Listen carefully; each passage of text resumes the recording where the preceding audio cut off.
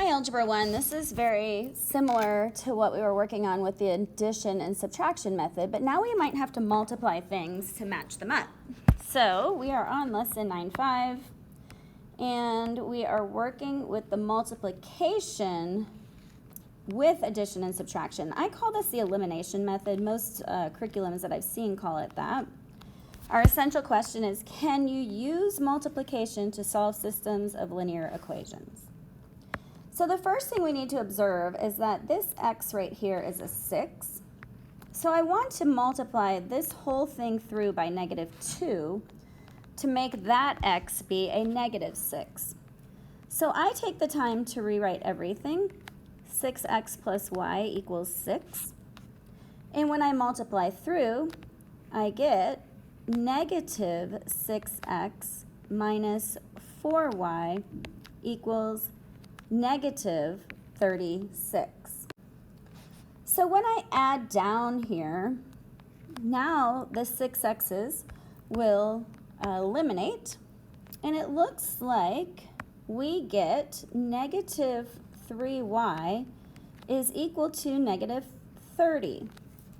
Well, we could solve from here by dividing each side by -3, and y is equal to 10. Again, that's only half of the question because I do need to answer the full question. So I'm going to go back to the original, and I'm going to plug it into an original right here. 6 times what plus 10 is equal to 6. And when I subtract the 10 to each side, sorry, I'm getting a little sloppy on you, 6x is equal to -4. And when I divide each side through by 6, x is equal to -2/3. So again, we always like to check.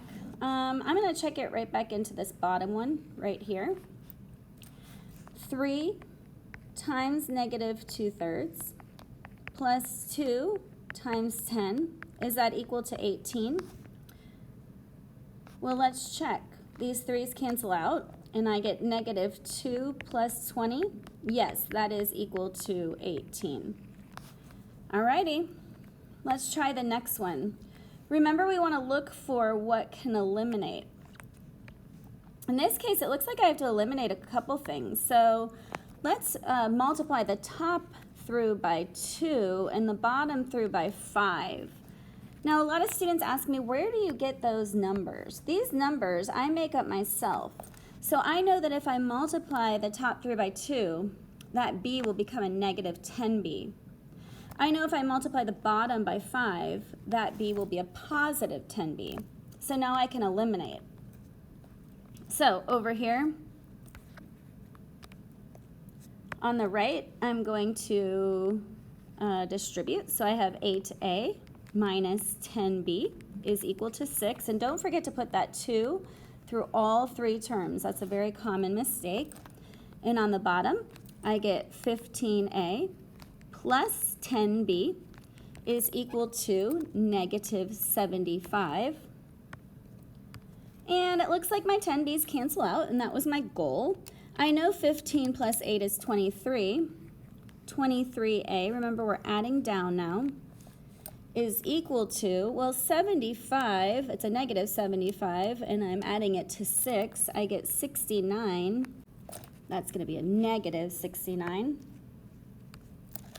When I divide each side through by 23, I know a is equal to -3. So remember, that's only half of the answer. We now need to find the b. So I'm going to take that -3 and plug it in. 4 times -3 minus 5 times what gives me 3. -12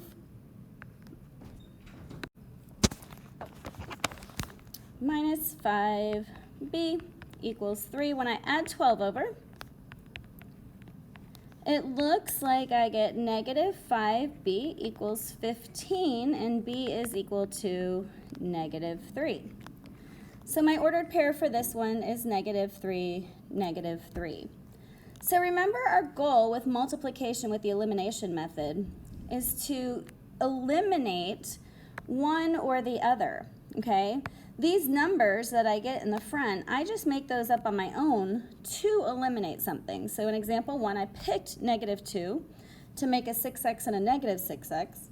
In example 2, I picked 2 and 5 to make a -10b and a +10b.